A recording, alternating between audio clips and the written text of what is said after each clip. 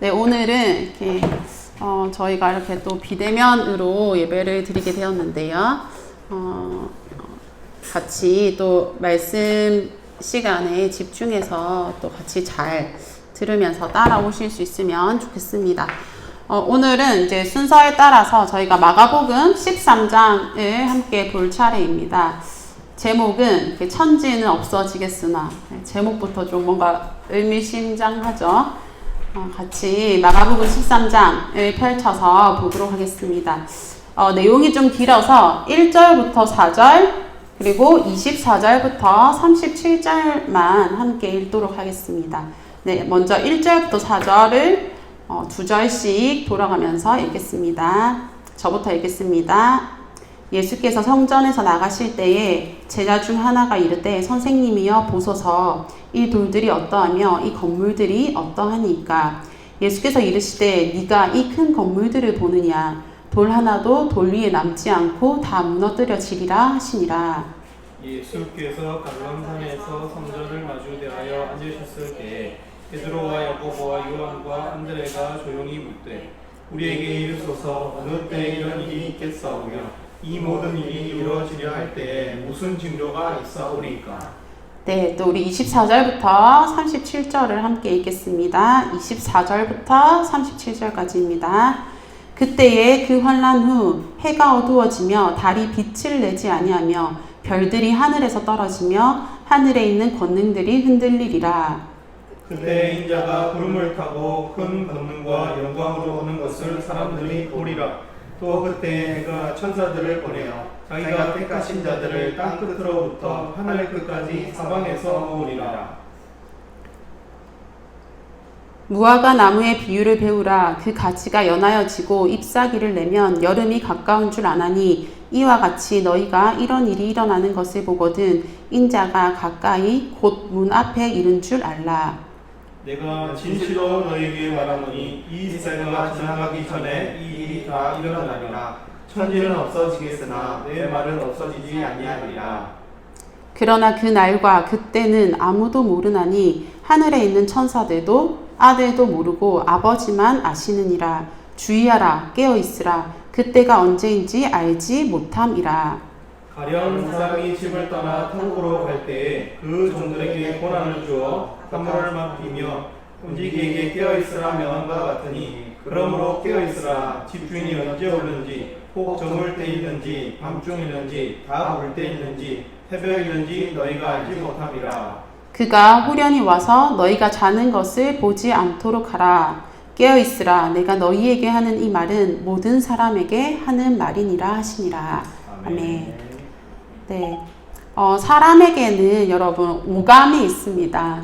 제가 아까 이거 하면서 지영 강사님 사람이 있는 오감이 뭐죠? 이렇게 갑자기 말하는 거 뭐 이렇게 하더라고요.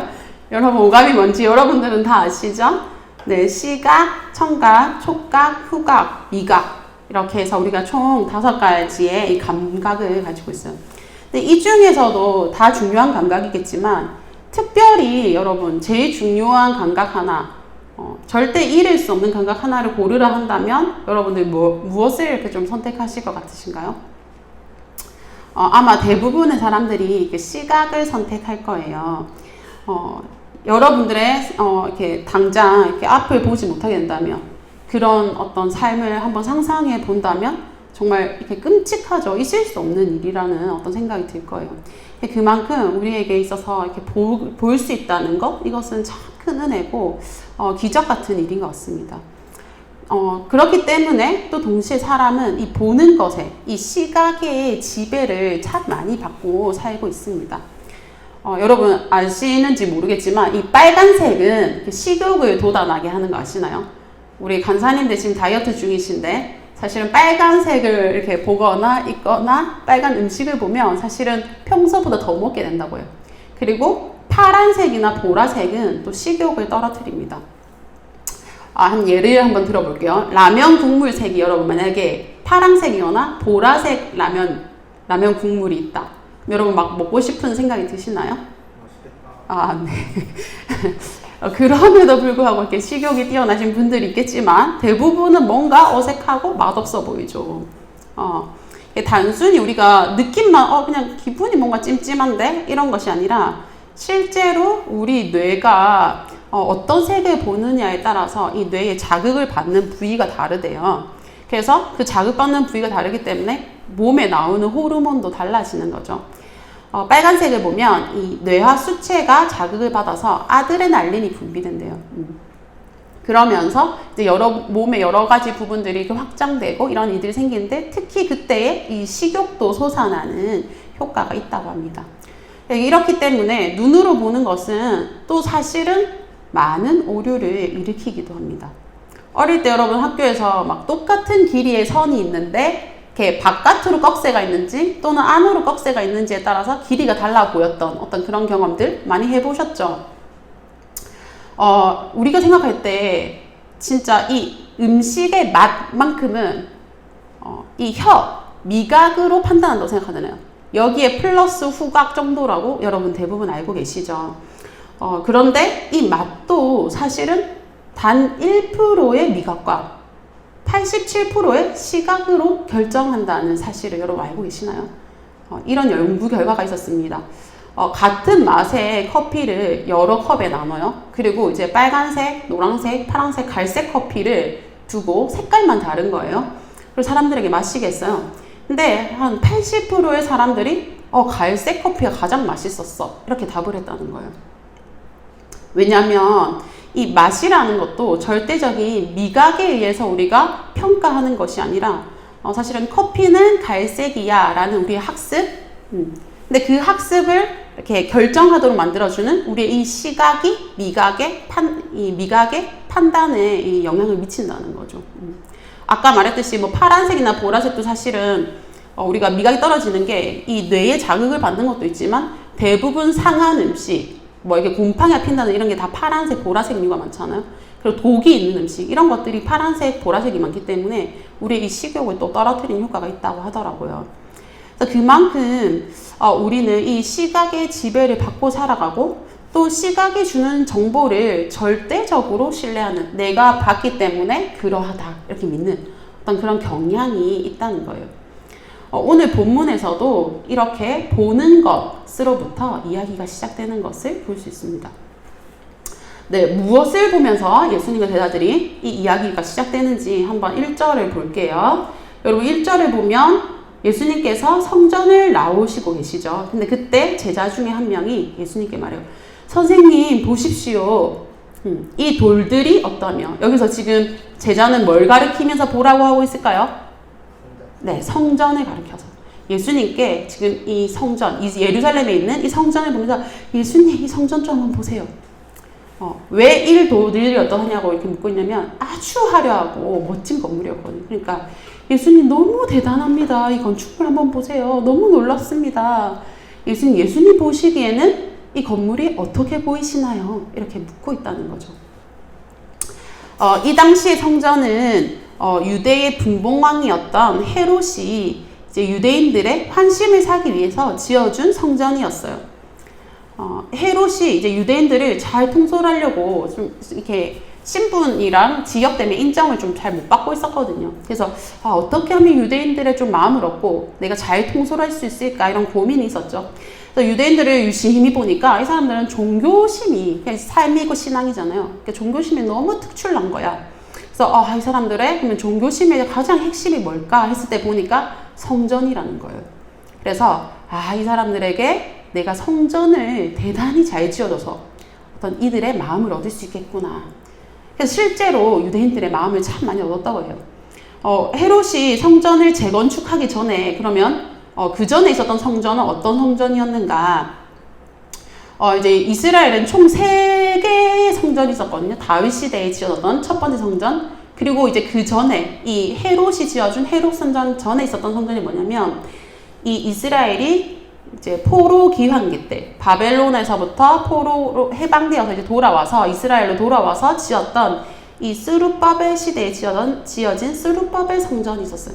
근데 이때는 어땠을까요, 여러분? 포로로 지내다 돌아왔으니까 이 사람들 자기 삶도 빨리 돌아가야 되고 뭐 여유도 없고 돈도 없고 그러니까 아주 초라한 건축물이었어요. 솔로몬 시대에 지어진 성전과 비교해 보면 너무 초라하기 그지없는 어떤 그런 건축물로 지었다는 거죠. 근데 헤롯이 안 그래도 유대인들 마음에 뭔가 찝찝하게 남아있는 이 초라하기 그지없는 이 스룹바벨 성전을 허물고 새롭게 성전을 지어준 거죠. 헤롯 성전은 그 터만 크기만 해도 이 예루살렘 전체 면적의 6분의 1이나 됐대요. 그러니까 얼마나 컸는지 알겠죠? 또 성전의 가장 밑에 이렇게 두는 주춧돌 하나의 크기가 여러분 놀라지 마세요. 가로가 7.3m, 가로가 세로가 1.2m 정도였다고 합니다. 그러니까 전체 이 건물 크기가 얼마나 컸는가 여러분 얼마나 웅장했을지 여러분 좀 상상이 되시죠?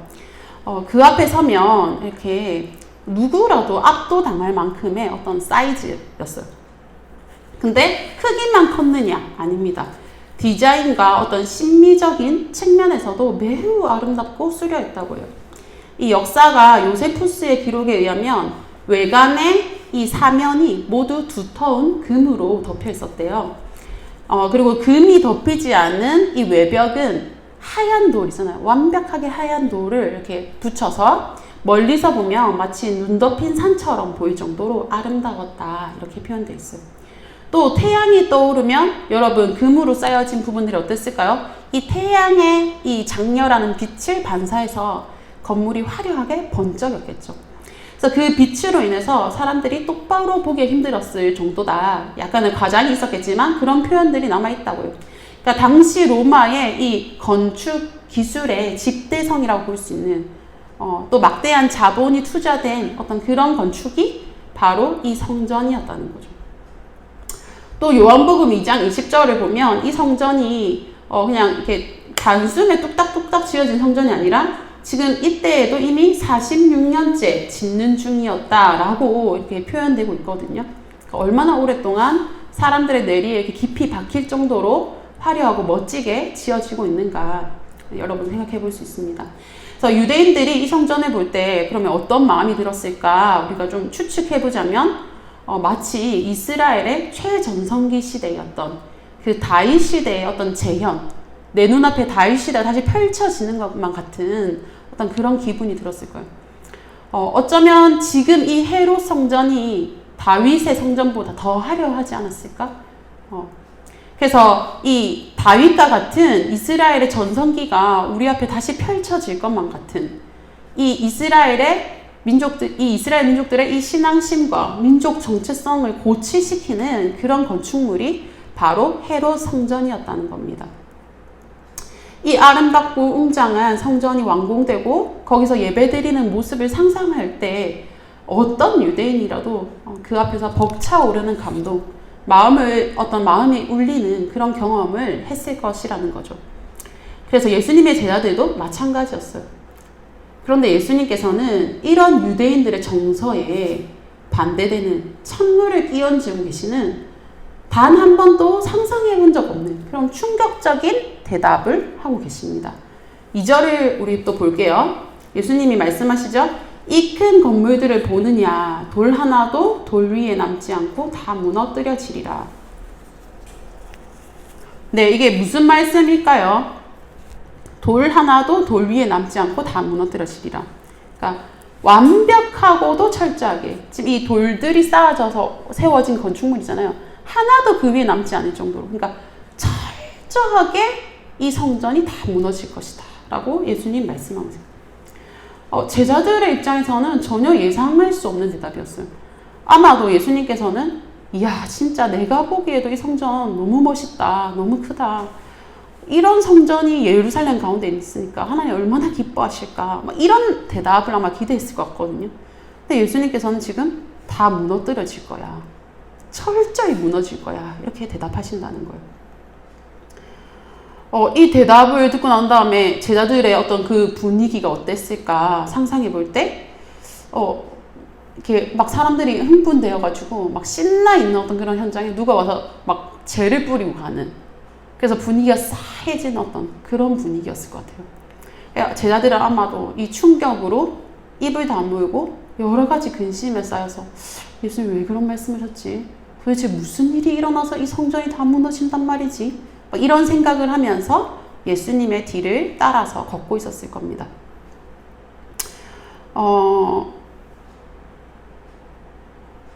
이 3절을 보면 이제 예수님께서 감람산에 올라서 앉으시는데, 특이하게도 예수님께서 보통 이렇게 산에 오르셔가지고 막 제자들을 가르치시고 하시잖아요. 근데 여기서 보면 성전을 마주보고 앉으셨다고 말하고 있어요. 이 제자들의 이게 무슨 일이지 하면서 어떤 이 당혹스러움이 지금 다시 또 발화되는 어떤 그런 장면인 거죠. 이 제자들의 눈에도 다시 이 화려하고 장엄한 성전 건축물이 들어오기 시작해요.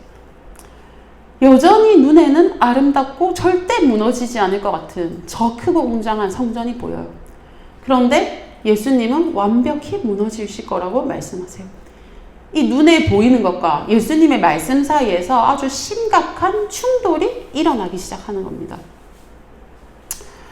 제자들이 이 성전을 자랑하고 영원할 것이라고 착각한 데는 나름의 이렇게 근거가, 이유가 있었어요. 성전은 바로 헤롯이 인정하고 직접 세워준 건물이었기 때문이죠. 그렇기 때문에 사실은 이 건물이 무너지지 않을 거라는 그 안정성만큼은 확보됐다고 할 수 있는 거죠. 막대한 예산과 인력을 쏟아 부어서 지금 46년째 지어지고 있잖아요. 이런 성전을 볼 때 그 제자들의 마음, 유대인들의 마음은 아주 넉넉하고 평안했을 겁니다. 그런데 예수님은 지금 이 현재의 화려한 모습이 아니라 세워진 돌 하나도 온전하게 남지 않는 잿더미로 변한 성전을 보고 계신 겁니다. 예수님의 눈에 보이는 것, 예수님은 이 눈에 보이는 것, 사람들의 눈에 보이는 어떤 현재적인 것, 그것을 넘어서 초월해서 보고 계시다는 거죠. 여러분, 눈으로 보고 판단하는 것은 이렇게 많은 오류를 만들어냅니다. 우리는 보이는 것의 지배를 참 많이 받고 살아가고 있어요. 그렇기 때문에 보이는 것에, 이 보이는 것이 전부다 생각하고 보이는 것에 가치를 부여하고 싶어요. 보기 좋은 떡이 맛도 좋다, 이런 말도 있잖아요. 아름다운 것이 더 가치 있는 것이라는 우리의 생각이 이렇게 반영된 말이죠. 우리도 이 제자들처럼 여러분, 이 화려한 성전, 눈에 보이는 것들로 우리의 삶을 꽉 채우고 거기서 안정감을 찾으려고 그렇게 살고 있지는 혹시 않습니까? 여러분, 외모가 곧 경쟁력이 되는 이 사회이지 않나요? 자매들이 왜 그렇게 남들에게 보이는 것에 신경을 쓸까요? 외모가 곧 가치라고 생각하기 때문이지 않습니까? 물론 깨끗하게 씻고 또 자기 관리를 잘 해야 한다고 생각해요. 그러나 그것을 넘어서 우리는 지나치게 외모로 사람을 평가하잖아요. 외모가 자신감이 되고 곧 자기 자존감을 결정하기까지 하잖아요. 또 여러분 직장의 등급, 어느 회사에 다니냐, 내 직업이 뭐냐 하는 것이 또 자기 가치를 결정하고 있지 않습니까?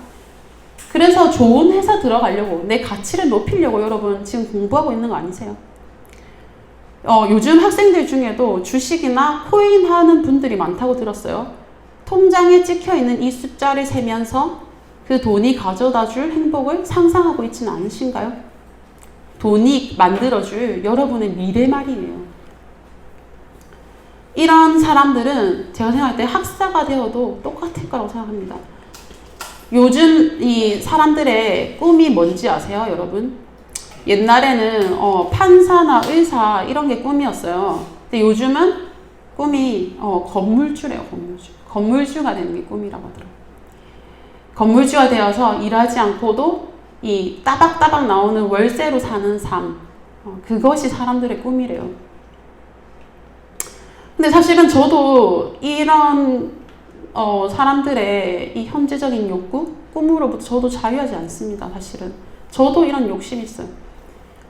부동산은 눈에 보이는 거잖아요. 뭔가 마음의 안정감을 주잖아요. 변하지 않을 것 같은, 나를 지켜줄 것 같은. 대한민국 전체가 이런 부동산 숫자를 늘려가면서 노후에 대한 두려움으로부터 벗어나려고 발버둥 치고 있는 사회이지 않습니까, 여러분? 부동산은 반드시 어떤 일이 있어도 나를 지켜줄 거라는 믿음, 그거에 우리가 몰두하고 있습니다.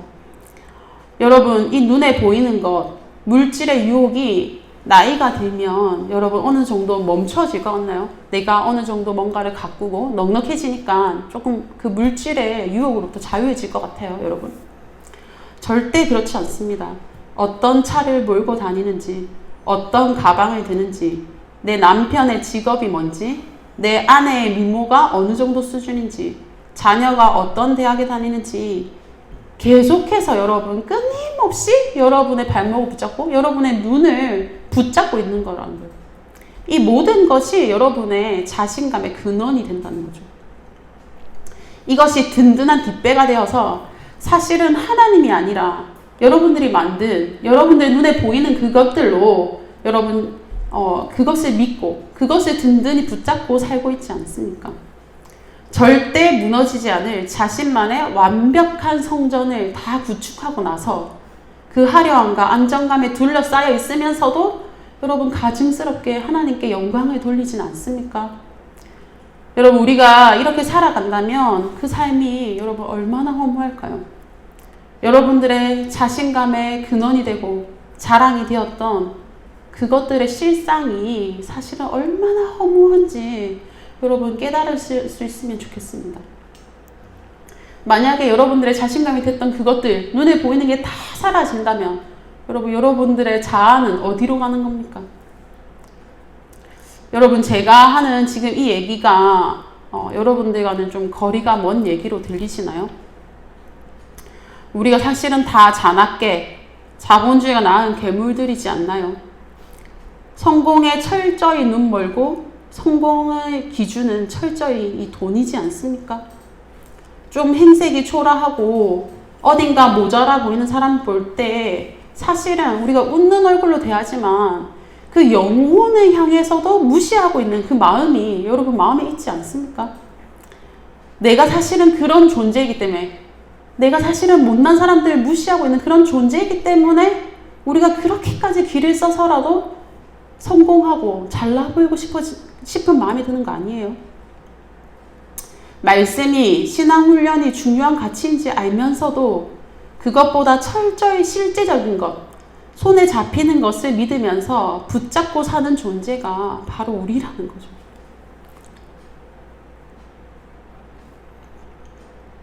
여러분, 근데 우리가 아무리 수고하여서 거두고 모아도 만약에 하나님께서 불어버리신다면 한순간에 다 날아가 버릴 것들입니다. 누가복음 12장에서 예수님께서는 밭에 소출이 풍성한 부자 비유 이야기를 하셨어요.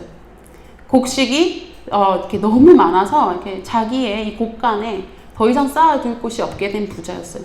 그러니까 부자가 어떤 생각을 하냐면 더 큰 곡간을 지어야겠다. 거기다가 내 소출을 다 쌓아놔야지. 몇 년간 걱정 없이 쓸 재물을 다 쌓아놓고 나는 이제부터 평안히 쉬고 먹고 마시고 즐거워해야겠다. 근데 그 예수님의 비유에서 하나님께서 그 부자에게 뭐라고 말씀하시는지 여러분 아시나요? 어리석은 자여, 오늘 밤에 네 영혼을 도로 찾으리니 그러면 네 준비한 것이 누구의 것이 되겠느냐? 127편, 시편 127편 1편에서 시편 기자도 이렇게 고백합니다. 여호와께서 집을 세우지 아니하시면 세우는 자의 수고가 헛되며 여호와께서 성을 지키지 아니하시면 파수꾼의 깨어있음이 헛되도다. 여러분, 하나님께서 지키지 않으시면 인간적인 수고가 얼마나 헛된가 성경은 말하고 있습니다. 여러분이 지금 나의 노력을 지키고 있다 하는 거 그것도 사실은 하나님의 은혜 안에 있기 때문에 지켜지고 있다는 거예요. 오늘 우리의 수고가 의미 있는 이유, 하나님의 은혜 때문에, 하나님의 지키심 때문이라는 거죠. 근데 만약에 하나님께서 오늘이라도 여러분에게 여러분이 지금 막 보물처럼 여기는, 놓지 않고 있는 그것을 하나님께서 가져가시겠다 작정하신다면 여러분 누가 하나님을 막을 수 있겠어요? 누가 하나님으로부터 내가 붙잡고 있는 그것을 지킬 수 있겠냐는 거예요. 내가 믿고 있는 것, 사실은 예수님보다 더 든든하게 생각하고 붙잡았던 것들을 여러분 이 시간 하나님 앞에 내려놓기를 원합니다. 주님 앞에 정말 우리가 이렇게 고백했으면 좋겠어요. 주님께서 지키지 않으시면 내가 지키는 이 일이 얼마나 허망한지, 내가 수고하고 있는 이것이 얼마나 허무한지 주님 제가 알게 되었습니다. 제 삶이 얼마나 무력하고 가치 없는 삶인지 주님 고백합니다. 그러나 주님 또 이렇게 고백하면서도 세상의 것을 너무 사랑하고 우리의 눈은 바쁘게 세상의 이 화려함을 쫓고 있습니다. 주님 불쌍히 여겨주십시오. 이렇게 여러분 기도하실 수 있으면 좋겠어요. 눈에 보이는 현상적인 것으로 평가하고 판단하시는 것이 아니라 시간과 공간을 꿰뚫고 진짜 그 마지막 종말, 그 결말을 보시는 분, 하나님의 참뜻을 알고 계신 예수님을 우리의 소망으로, 우리의 보장으로 삼을 수 있기를 간절히 소망합니다. 오늘 본문 3절에 예수님께 이렇게 다가와서 은밀히 묻는 4명의 인물이 등장합니다. 네, 누구일까요? 예수님의 제자들 중에.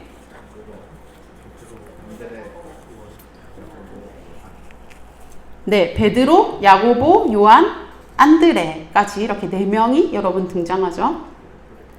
이들은 예수님께 이제 2가지 질문을 합니다. 첫 번째는 예수님 이런 일이 그러면 언제 일어날까요? 그 때를 묻고 있어요.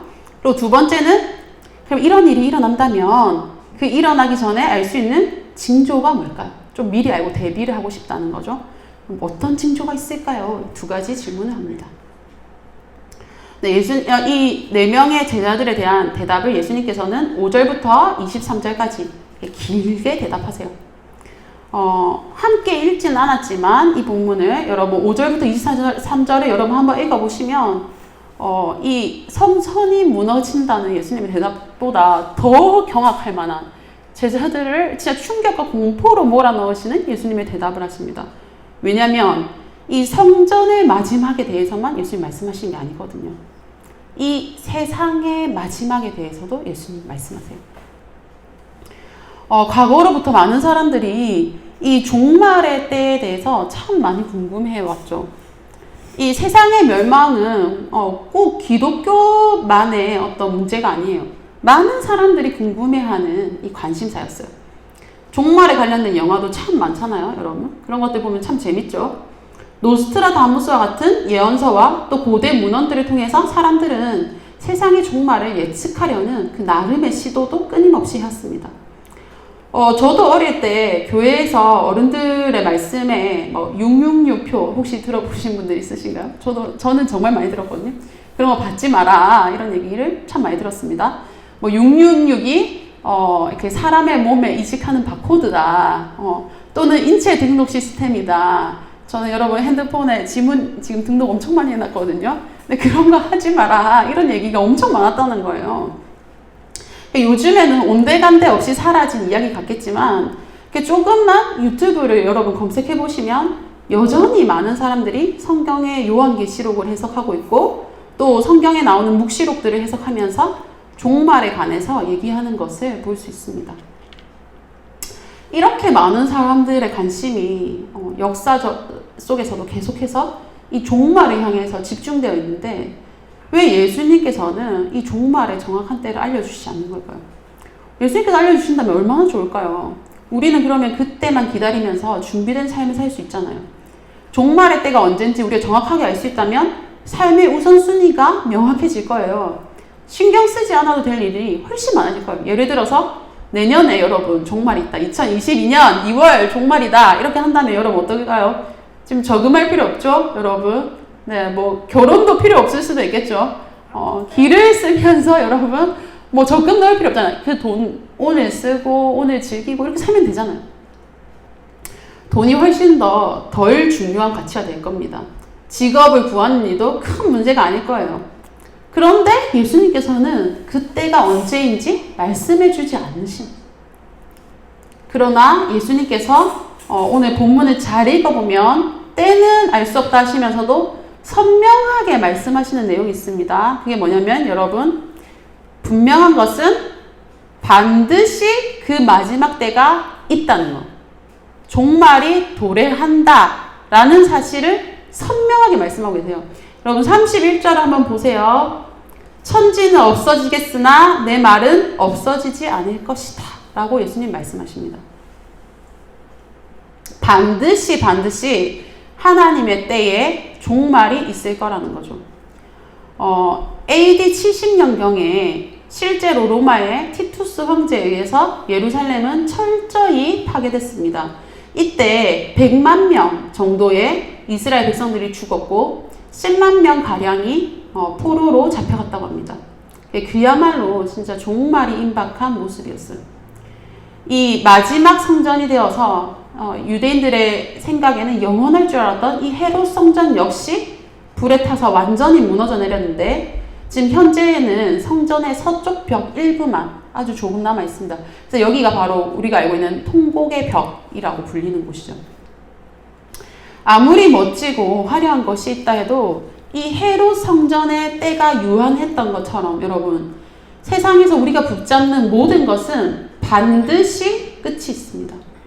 우리가 영원한 것이라고 착각하고 사는 이 세상 역시도 유한해요. 우리가 발을 디디고 있는 이 땅과 온 우주, 만물의 본질적 속성이 유한하다는 거예요. 여러분, 피조 세계는 하나님의 그 창조하신 그 하나님의 뜻을 따르고 있고 철저히 그분의 계획에 그 시간, 하나님의 그 계획하신 시간에 따라서 움직이고 있다는 것을 여러분 아셔야 해요. 예수님의 말씀대로 예루살렘 가운데 하나님의 심판이 있었어요. 성전이 무너졌어요. 반드시 그러면 이 세상에도 마지막 때가 있을 거라는 거예요. 거짓 선지자들의 미혹과 난리와 소문, 민족이 민족을, 나라가 나라를 대적하는 일이 있을 거라고 예수님은 또 계속해서 말씀하셨어요.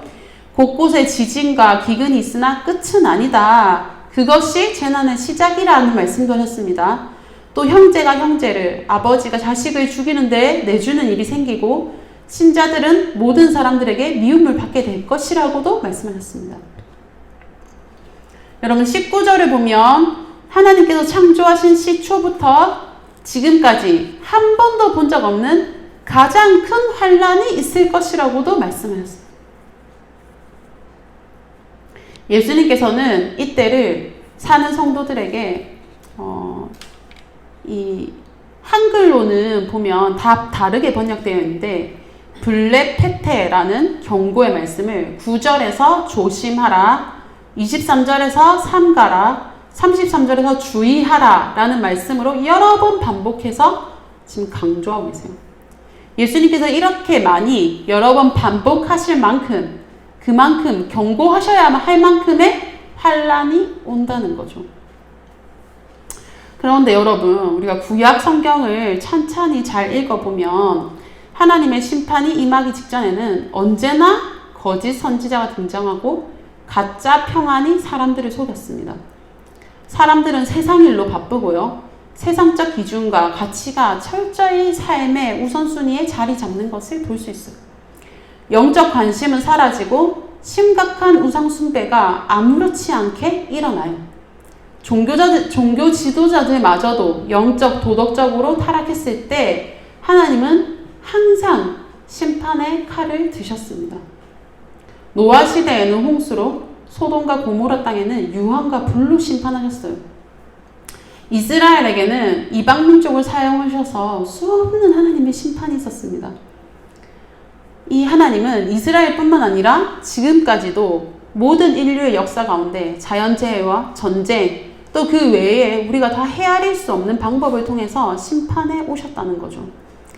하나님께서는 세상을 만드시고 그냥 두시는 분이 아니라 계속해서 인류의 역사 속에 개입하시고 하나님의 정의와 공의를 실현시키고 오셨습니다. 그런데 여러분, 이 심판의 때에 일어났던 현상들, 아까 제가 말씀드렸던 가짜 평안에 속고 세상 일로 바쁘고 종교 지도자들이 타락하는 이 모습이 여러분 지금 오늘 이 시대와 놀랍도록 똑같지 않으십니까?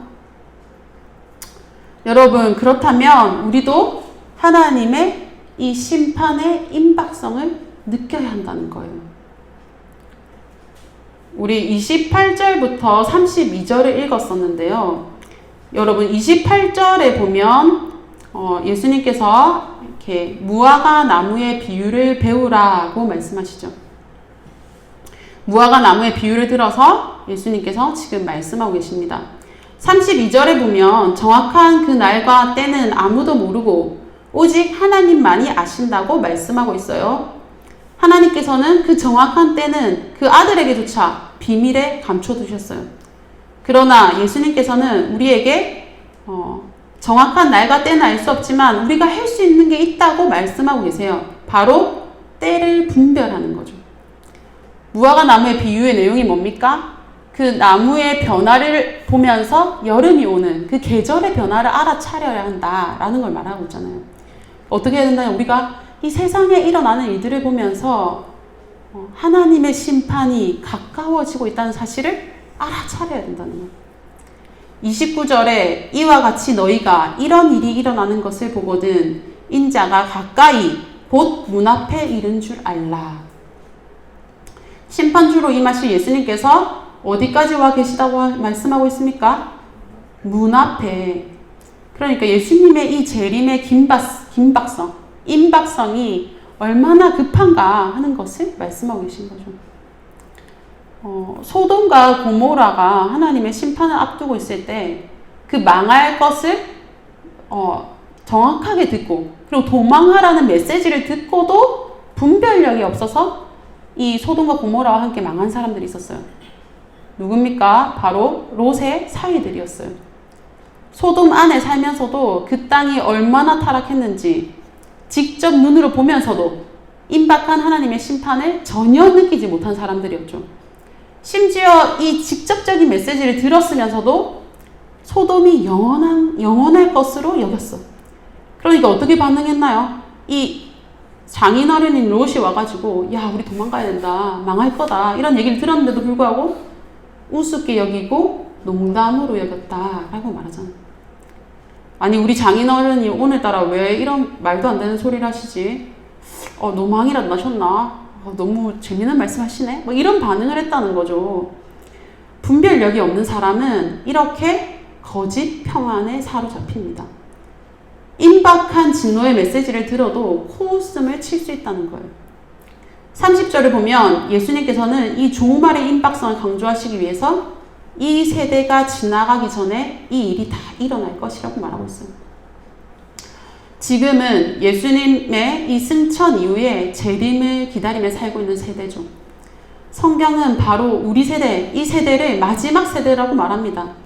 이 경고의 메시지는 바로 우리를 향해서 하나님의 임박한 진노를 경고하고 있다는 거예요. 그렇다면 이 마지막 세대를 살고 있는 우리는 어떻게 해야 될까요? 우리가 어떻게 종말의 두려움을 피할 수 있을까요? 집안에 어떤 방공호를 짓고 몇 년간 살 수 있는 식량을 재워놓는다면 두려움이 해소될까요? 또는 이 롯의 사이들처럼 무시하고 상황을 회피하면서 그냥 어떤 준비를 해도 이 재난은 피할 수 없는 재난이니까 내 마음대로 살란다. 이렇게 산다면 우리가 진짜로 그 종말을 피할 수 있을까요? 그 두려움을 극복할 수 있을까요? 아니라면 우리는 도대체 무엇을 해야 할까요? 여러분 첫 번째로 먼저는 깨어 있어야 합니다. 33절부터 37절에서 예수님께서는 집을 떠난 주인의 비유를 들고 계세요. 주인이 자기 종들에게 각각 일을 맡기고 먼 나라로 떠났어요. 그런데 한 가지 명령한 것이 있어요. 그 자기 종들에게 명령한 것. 그게 뭡니까? 오늘 비유 속에서 총 4번이나 반복되고 있는데 깨어 있으라 라고 명령하셨어요. 집주인이 언제 돌아올 줄 알 수 없기 때문에 종들에게는 항상 깨어 있어서 주인이 돌아오기를 준비하라는 거죠. 우리의 이 둔감해진 영적 감각을, 우리의 이 죽은 영혼을 여러분 살리셔야 합니다. 여러분 죄에 대한 민감성을 회복하시기 바랍니다. 눈물을 회복하셔야 해요. 도저히 감당할 수 없는 여러분의 이 죄의 무게, 그것을 여러분 느끼게 되기를 원합니다. 그래서 때로는 내 죄가 너무 무겁게 느껴져서 혹시 우울감이 찾아온다 할지라도 여러분이 외면하고 있는 그 죄의 무게를 대면할 수 있기를 바랍니다. 또 둘째는 여러분 사명을 잘 감당하는 삶을 살아야 합니다. 주인이 떠나면서 종들에게 일을 맡겼잖아요. 주인이 언제 오는지 만약에 안다면 종들이 어떻게 할 수 있을까요? 띵가띵가 놀다가 그 돌아오시는 날짜에 맞춰서 요행을 부릴 수 있겠죠. 그때 열심히 일해놓으면 되잖아요. 그러나 주인이 언제 올지 모르기 때문에 종들은 그저 하루하루 맡겨진 사명을 잘 감당하며 살아야 되는 거예요. 게으름을 부리다가 주인이 마침 오는 때를 딱 맞춰서 내가 일하겠다 하는 것은 기적을 바라는 삶인 거예요. 매일의 성실함만이 갑자기 찾아온 주인의 마음을 기쁘게 할 수 있는 겁니다. 여러분, 우리 10절을 한번 함께 읽어보겠습니다. 10절입니다. 시작. 또 복음이 먼저 만국에 전파되어야 할 것이니라. 네, 예수님께서는 이런 환난과 재난의 때에도 복음이 전파되어야 한다고 말하고 있어요. 아까 비유에서 주인이 종들에게 맡기신 사명이 있다고 했잖아요. 예수님께서 우리에게 맡기신 사명, 예수님께서 다시 돌아오시기까지 우리에게 맡기신 사명이 바로 뭡니까? 복음을 전하는 거예요. 증인이 되기를 원하는 거. 예수님의 증인이 되라. 때와 상관없이 우리는 성실히 복음을 전해야 합니다. 이것이 예수님을 먼저 믿고 알고 있는 우리의 사명입니다. 우리가 예수님의 어떤 이 얘기에 나오는 우주적 종말을 직접 경험하고 죽지 않는다 할지라도 각자의 인생에 있어서 종말, 개인적 종말은 반드시 오게 되어 있습니다. 여러분들 주변에 전도할 영혼들이 얼마나 많습니까? 그들이 그 종말을 맞이하기 전에 우리는 복음을 전해야 해요. 설령 우리가 전하는 이 복음 때문에 우리를 미워하고 또는 우리를 대적해서 우리에게 어떤 괴로운 어떤 고통을 준다 할지라도 그들의 귀에 구원의 복음이 들리게 해야 한다는 거예요. 오늘 본문에서 예수님께 그 때와 징조를 물었던 베드로, 안드레, 야고보, 요한 이들이 예수님의 승천 이후에 어떤 삶을 살았는지 여러분 아시나요? 유대인의 율법에서 2명 이상이 되어야지 증인으로서의 어떤 확실성이 보장됩니다.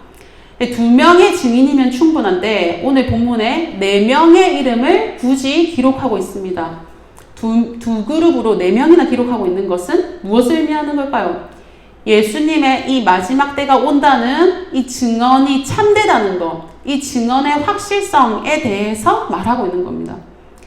베드로, 안드레, 야고보, 요한은 예수님께 물을 때만 해도 자기들이 지금 듣고 있는 이 일에 증인이 되어야 한다는 사실을 몰랐을 거예요. 그러나 그들은 결국 증인의 삶을 살았어요.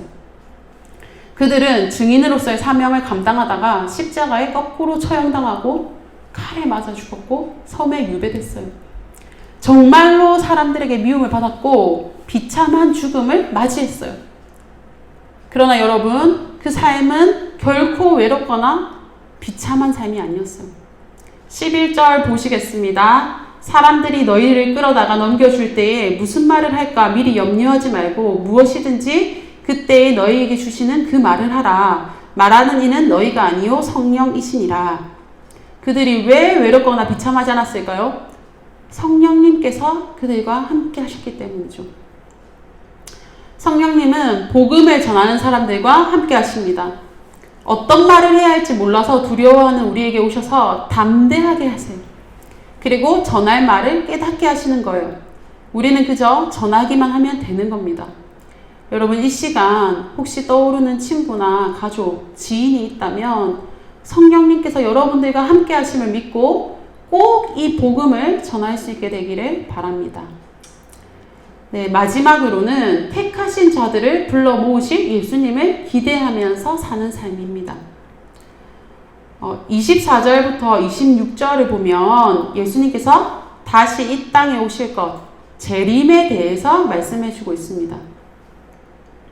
참빛이신 예수님께서 임하실 때 어떤 일이 일어난다고 24절, 25절 말하고 있나요?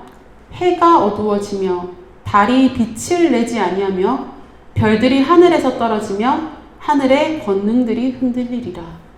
네, 우주의 천체에 저는 어떤 변화가 생길지는 모르겠어요.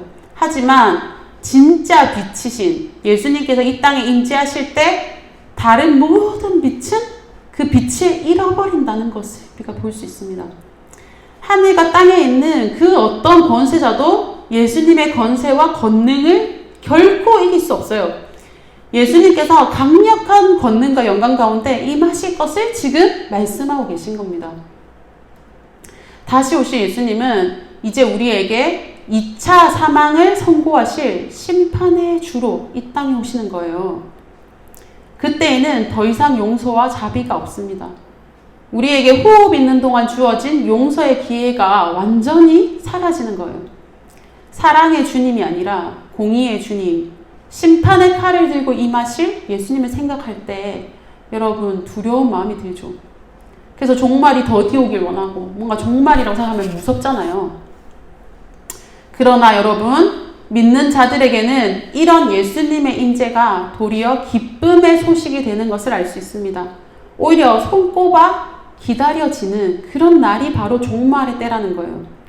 27절에서 예수님은 또 그때에 그가 천사들을 보내어 자기가 택하신 자들을 땅 끝으로부터 하늘 끝까지 사방에서 모으리라고 말씀하셨어요. 제가 요한계시록 말씀도 읽어드리겠습니다. 요한계시록 7장 17절 이는 보좌 가운데에 계신 어린 양이 그들의 목자가 되사 생명수 샘으로 인도하시고 하나님께서 그들의 눈에서 모든 눈물을 씻어 주실 것임이라.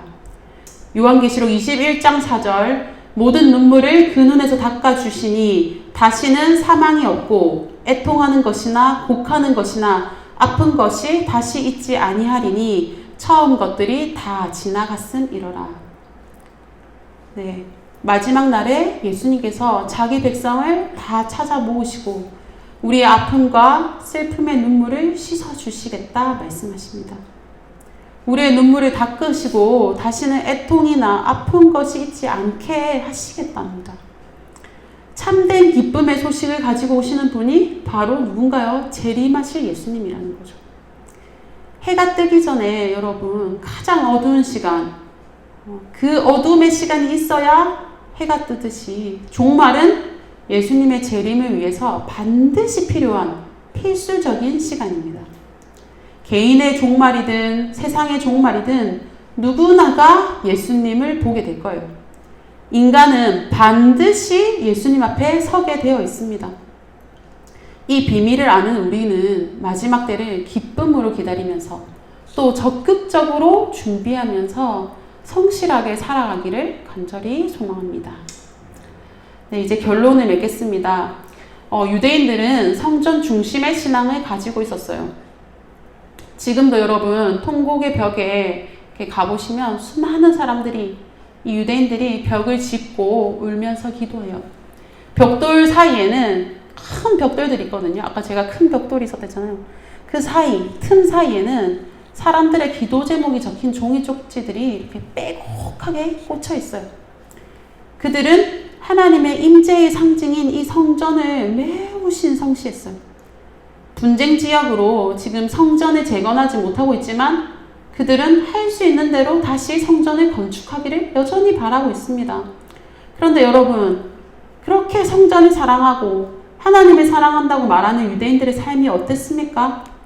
제사 드리러 오는 사람들의 대상으로 물건을 사고 팔고 환전하는 곳으로 여러분 성전을 만들었잖아요.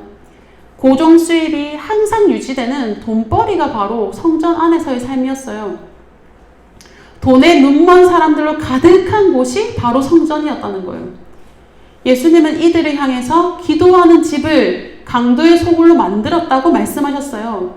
흠 있는 양과 소를 하나님께 드리면서 그 사람들은 성전 어귀에 서서 마을 어귀에 서서 사람들의 눈에 띄게 기도했어요. 아주 인색한 마음으로 하나님 앞에 나가면서도 사람들 앞에서는 칭찬받으려는 그 외식함, 거짓됨을 예수님은 알고 계셨어요. 오늘 본문 1절에서 예수님께서 이 성전에서 나오셨다라는 구절을 우리가 원어로 보면 나오시다는 단어에 엄청난 강조점이 찍혀 있습니다. 그리고 마치 유대인들의 이 성전 신앙에 반대하듯이 예수님은 감람산에 오르셔서 이 성전에 마주대하고 앉으시죠. 요한복음 2장 19절에서 21절을 제가 읽어드리겠습니다. 예수께서 대답하여 이르시되 너희가 이 성전을 헐라 내가 사흘 동안에 일으키리라. 유대인들이 이르되 이 성전은 46년 동안 지었거늘 네가 3일 동안에 일으키겠느냐 하더라. 그러나 예수는 성전된 자기 육체를 가리켜 말씀하신 것이라. 아멘. 네, 예수님께서는 이 46년째 지어지고 있는 성전을 헐라고 하시고 자신이 3일 동안 다시 일으키시겠다고 말씀하셨습니다. 무너진 이 성전 위에 예수님께서 다시 세우시겠다는 이 성전이 뭡니까?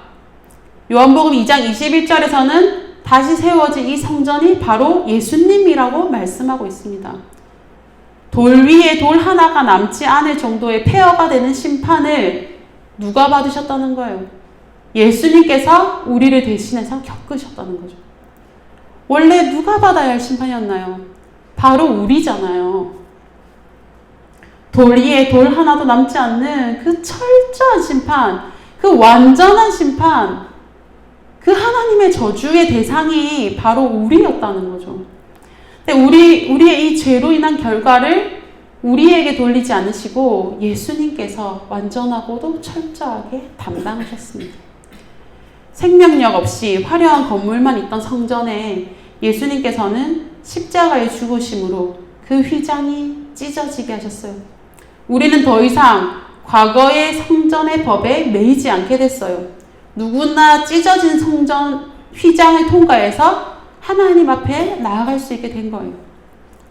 예수님은 이 완전하고도 철저한 죽음 때문에 우리의 생명을 살리실 수 있게 된 거죠.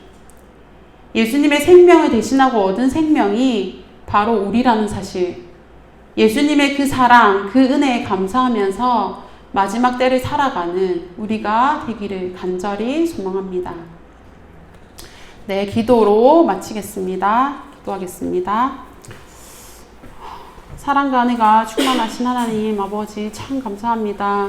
하나님, 우리는 참 우리가 얼마나 큰 죄인인지 하나님 그 사실을 자주 잊어버립니다. 그래서 하나님의 사랑을 기억하지 못하고 내가 참 가치 있는 존재로, 사랑받을 만한 존재로 하나님 날마다 나를 귀하게 여기고 하나님 앞에 우리를 자꾸 높이려고 합니다. 하나님, 이런 우리를 주님 불쌍히 여기시기를 주님 간절히 소망합니다. 하나님, 우리가 살고 있는 이 시대를 바라보면서 하나님의 마음으로 울게 하시고 하나님 정말 이 세상을 향해서 하나님 참 이 신자의 삶을, 성도의 삶을 살아갈 수 있게 하나님 우리에게 힘을 더하여 주시기를 간절히 소망합니다. 우리에게 주신 사명들을 잘 감당하고 또 이 캠퍼스를 향한 하나님, 또 우리에게 우리 주변에 주신 영혼들을 향한 하나님의 마음을 알아서 주님 땅끝까지 정말 복음을 전할 수 있는 그 열정이, 그 제자들의 그 마음이 우리 가운데 또 있을 수 있도록 하나님 우리 가운데 은혜 더하여 주옵소서. 하나님, 이 모든 말씀 우리 주 예수 그리스도 이름으로 기도드렸습니다. 아멘.